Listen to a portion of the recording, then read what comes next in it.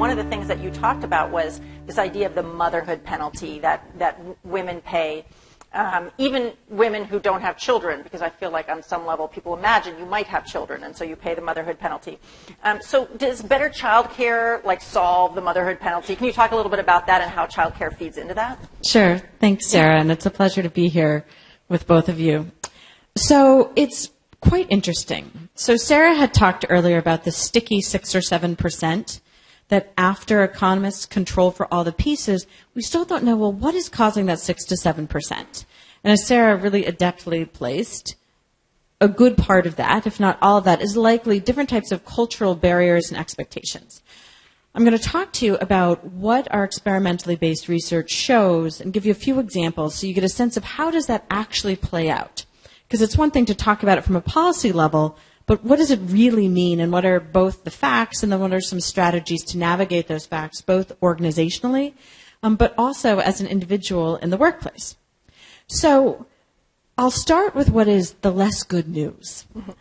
And the less good news is that studies do show that when women are applying for positions, if their resumes or CVs in any way indicate that they're a parent, they get a significant penalty, meaning that they're less likely to be interviewed and brought into that process and less likely to be hired. In the situation of the CV or the resume test, there's neither a benefit nor a detraction for men if they signal that they're a parent. And that signaling on a resume could look like saying that you're in a parent-teacher organization or something that when someone reads it, they can pretty predictably, if you're a Girl Scout leader in the States, if you have something which would indicate that you're a parent. But now let's say that you're already in the workplace. Well, how does this play out?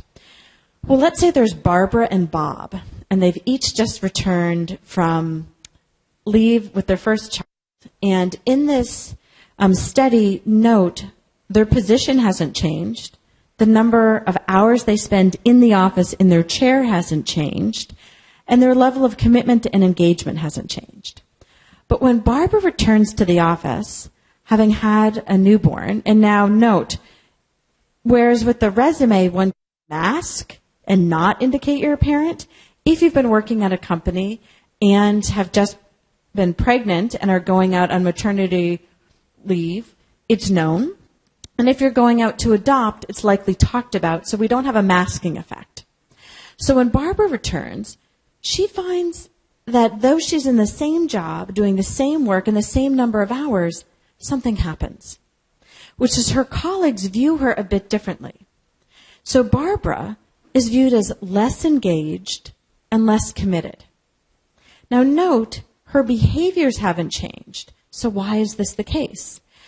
Now, when women return after leave and people walk by their office and don't see her, where might they presume she is? Co-panelists, where do you think they're going to think she is? Not at work. Emanuela has it correct. People presume, again, the archetype is she's the new mother, so therefore she's home with her child. Now, people also view her as less engaged and less committed, but for her male counterpart having just returned, something quite different happens. So when Bob returns to work, he is viewed as more committed. Might someone know why? Why do we view him as more committed? Yes. He's the breadwinner. The breadwinner myth. So the idea is that Bob is more committed because he now has a family to support. So the same behavior, the same situation, but we now believe that Bob is with us. We've got Bob. Bob's not going anywhere. We can count on Bob. And because we believe Bob is engaged, this is a great time for Bob to go and get a raise. So he literally has a bump in his ability to earn, where Barbara is viewed as less committed and someone we don't want to invest in.